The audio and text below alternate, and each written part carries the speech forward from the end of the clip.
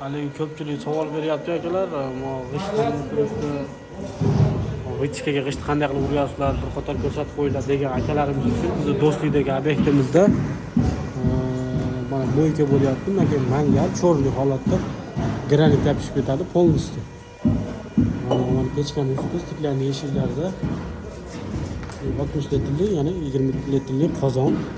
Mana akalar 2 qavat uгольник. Devorga qatirilgan ankerlar bilan, patologga ankerlar bilan osilgan.